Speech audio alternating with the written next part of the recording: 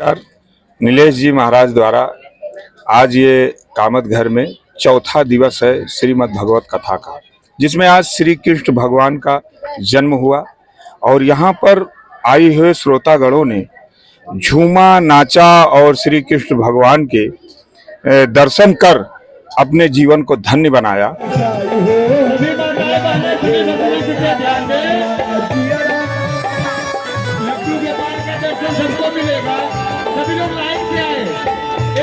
नीलेश जी महाराज जी से हमारे कुछ सवालों पर चर्चा करेंगे।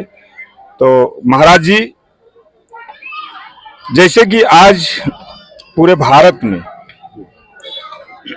भारत को हिंदू राष्ट्र घोषित करने की बातें चल रही है, इसी विषय पर हमारी एक छोटी सी बात है। भारत को हिंदू राष्ट्र कैसे बनाया जा सकता है और इसकी क्या विशेषता होगी? बहुत सुंदर, बड़ा अद्भुत आपने प्रश्न किया पांडे जी। हिंदू राष्ट्र अगर बनाना है तो धर्मो रक्षति रक्षितः। यदि हम अपने धर्म की रक्षा करेंगे तो परमात्मा हमारी भी रक्षा करेंगे। जिस दिन हम धर्म का लुप्त कर देंगे, धर्म को छोड़ देंगे, तो संपूर्ण विनाश हो जाएगा। जैसे हमने कथा में बताया कि राजा बलि और जब देवताओं का जब महासंग्राम हुआ, सब राक्षस मारे गए, लेकिन राक्षसों के जो कुल गुरु शुक्राचार्य जी आए, तो राजा बलि ने जब कहा कि मेरे साथ छल हुआ है, सब देवता लोग अमृत पी लिए, मुझे अमृत नहीं मिला, तो शुक्राचार्य ने कहा कि भाई आप धर्म की रक्षा करो, क्योंकि धर्मो रक्षति रक्षतः। जब हम धर्म को पकड़ेंगे तो संपूर्ण, देखिए राजा बलि ने धर्म को पकड़ा। धर्म माने क्या?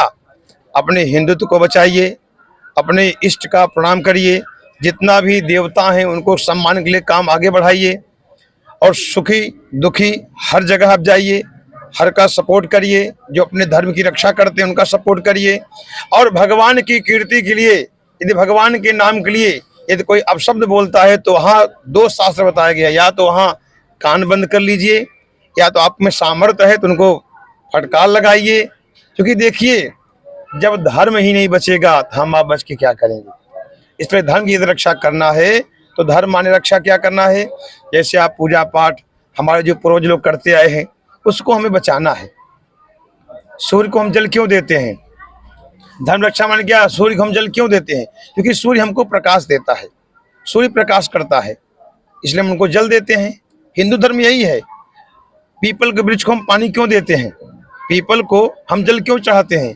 क्योंकि पीपल का वृक्ष जो होता है ऑक्सीजन हमको ज्यादा मात्रा में देता है, इसलिए हम उनको जल देते हैं। हमारा हिंदू धर्म सबसे अद्भुत धर्म यही हिंदू धर्म है। क्यों? क्योंकि देखिए, जितने भी तीर्थ हैं, जितने बार प्रभु प्रकट हुए, हमारे केवल हिंदू यानी भारतवर्ष में ही प्रकट हुए। इससे बड़ा प्रमाण और क्या होगा? जी महाराज जी, दूसरा सवाल हमारा है कि हर स्त्री सावित्री बनना चाहती है लेकिन बन नहीं पाती है, इसका कारण क्या है? देखिए, बहुत अद्भुत आपने प्रश्न किया। सती अनसुईया को आप जानते होंगे कि देवता लोग भी छलने के लिए आए थे, लेकिन पतिव्रता थी औरत, और देवता लोग साधु, ब्रह्मा विष्णु में साधु का रूप धारण करके आए थे। और जब भिक्षा मांगने आए तो बोले बस आप जो है बिना निर्वस्त्र होकर हमको भोजन दीजिए। तो उनके में सामर्थ्य था, उन्होंने सामर्थ्य दिखाया कि आप बालक बन जाइए। सती अनसुईया के सामने सब ब्रह्मा विष्णु में सब बालक बन गए। तो कहने का तात्पर्य यही है कि जो स्त्रियां हैं, पति कैसा भी हो, पहले तो पति के प्रति समर्पण और प्रेम होना चाहिए।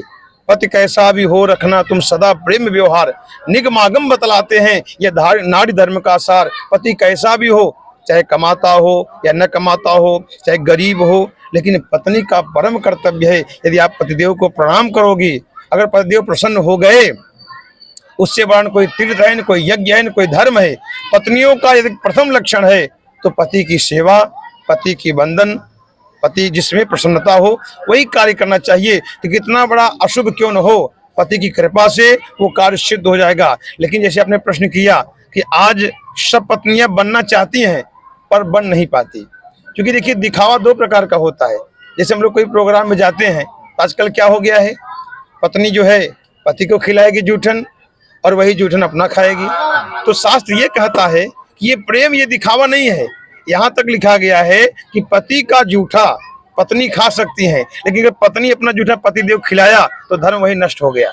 इसलिए शास्त्र कहता है कि सब दिखावा जो हो रहा है, बनना चाह रही हैं पर बन नहीं पा रही। पति ब्रह्मा, पति विष्णु, पति देवो महेश्वर, पति साक्षात पर ब्रह्मा, तस्मै श्री देवता।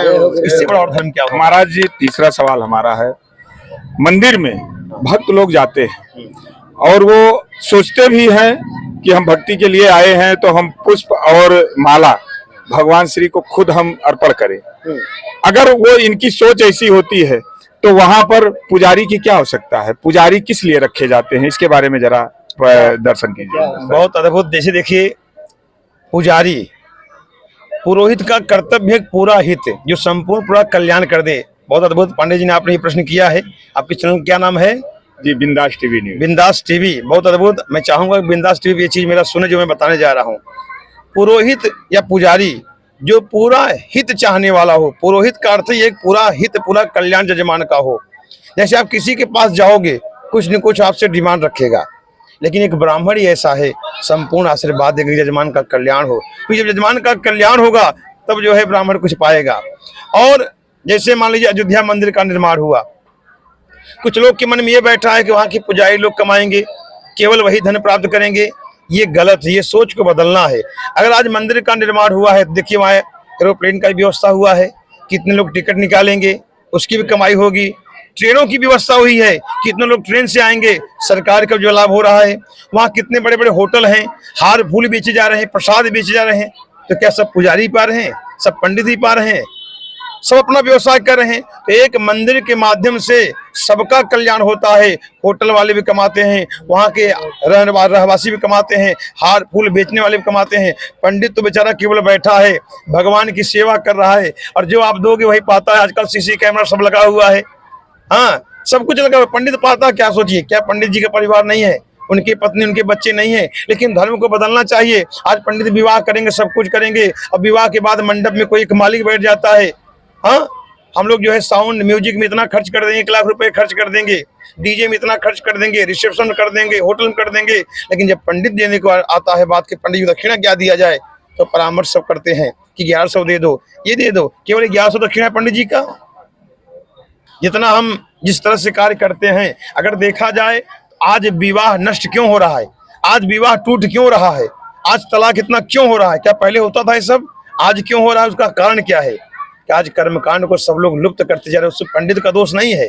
हम रिसेप्शन में जाएंगे, 3 घंटा फोटो खिंचाएंगे, मेकअप में जाके 4 घंटा जो है बिता देंगे, लेकिन जैसे ही पंडित मंत्र बोलना मंडप में शुरू करेगा, जजमान बोलेगा महाराज बस 1 घंटे में विवाह खत्म कर दीजिए। जो 7 घंटे की विवाह है, यदि 1 घंटे में हो जाए तो विवाह कितना टिकेगा? इसलिए अगर पंडित है, चाणक्य नीति अगर पढ़े, इसमें लिखा गया है, जिस ग्राम सभा में एक ब्राह्मण न हो, उस ग्राम में रहना नहीं चाहिए, नहीं तो सब व्यक्ति नष्ट हो जाते हैं। जैसे आप शीश महल बना दीजिए, सोने चांदी जवाहर का मोती का महल बना दीजिए, अगर उस घर में 5 कर्म न किया गया हो तो उस घर पानी नहीं पीना चाहिए। न विप्रपादो दग पंकजानी, न वेद शास्त्रे ध्वनि गर्जितानी, स्वाहा सुधा तानि भवर्जितानि, श्मशान तुल्यानि गृहाणितानि। उस घर में ब्राह्मण का पैर न पड़ा हो, उस घर में ब्राह्मण के द्वारा मंत्र की ध्वनि न किया गया हो। स्वाहा सुधा, स्वाहा जो शुभ कार्य के लिए होता है, और सुधा ऐसा पिंड से सुधा जो पिंड पितरों को पिंडदान दिया जाता है। अगर ये सब काम न किया गया हो तो मसान तुल्यानि गृहाणितानि, उस घर में कोई ब्राह्मण की जो कुछ भी हो,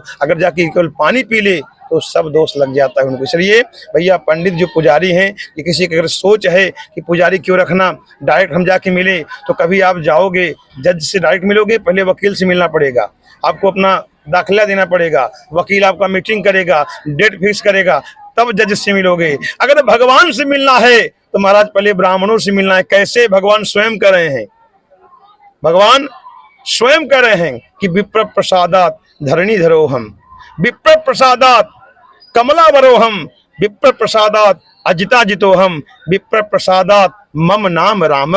ब्राह्मणों के द्वारा मेरा नाम राम पड़ा है, इसलिए ब्राह्मण है तो सब है।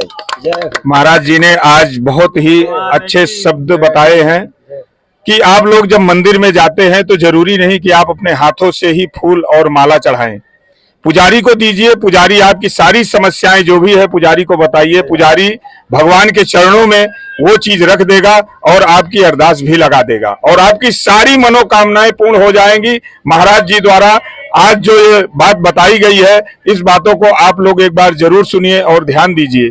आज के लिए बस यहीं तक। बने रहिए आप हमारे बिंदास टीवी न्यूज चैनल में। मैं सुनील पांडे, नमस्कार, धन्यवाद।